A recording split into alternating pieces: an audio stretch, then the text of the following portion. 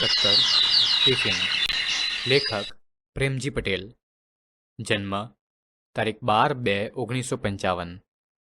પ્રેમજી સોમાભાઈ પટેલ સાબરકાંઠા જિલ્લાના તલોદ તાલુકાના ખેરોલના વતની છે. તેઓ કોલેજમાં અધ્યાપક તરીકે કાર્યરત હતા. 53મી બારી, અમૃતવર્ષ, સ્પર્શમણી, અવેર, કીડીકથા તેમના લઘુકથા સંગ્રહો છે. 14 લોક, લોકજણસ, અમીલોક તેમનું સંપાદિક લોકસાહિત્ય છે.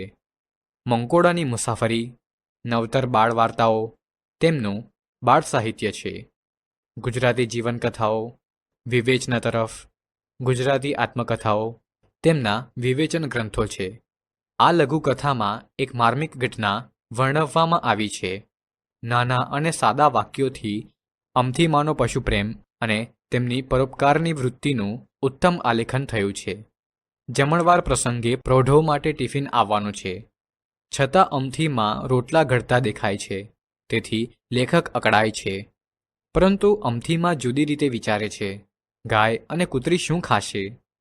લઘુકથાનો વળાંક ત્યાં છે કે છતે કુટુંબે એકલવાયુ જીવન જીવતા અમથીમાં માટે તો આ પશુઓ જ તેમના પોતીકાર હતા, કુટુંબી હતા. એક જ પ્રસંગમાં મનુષ્યના સંબંધો સચોટ રીતે પ્રગટ થાય છે. તે આ લઘુકથાની વિશેષતા છે. અમથીમાં, એ અમથીમાં!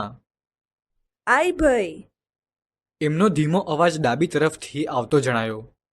ત્યાં ગયો તો રોટલા ઘડવાનું ચાલે, ટપ ટપ ટપ. આ ડોશી કહીને ગયો તો કે હું તમને જાતે આવીને ટિફિન. જમણવારની ગમે તેટલી ધમાલ હશે પણ એક દિવસ પૂરતા તો ધુમાડાથી બચે. પણ આ અમથી માં જેનું નામ. મેં કહ્યું ખરું, માજી, કહ્યું તું તો ખરું કે ટિફિન.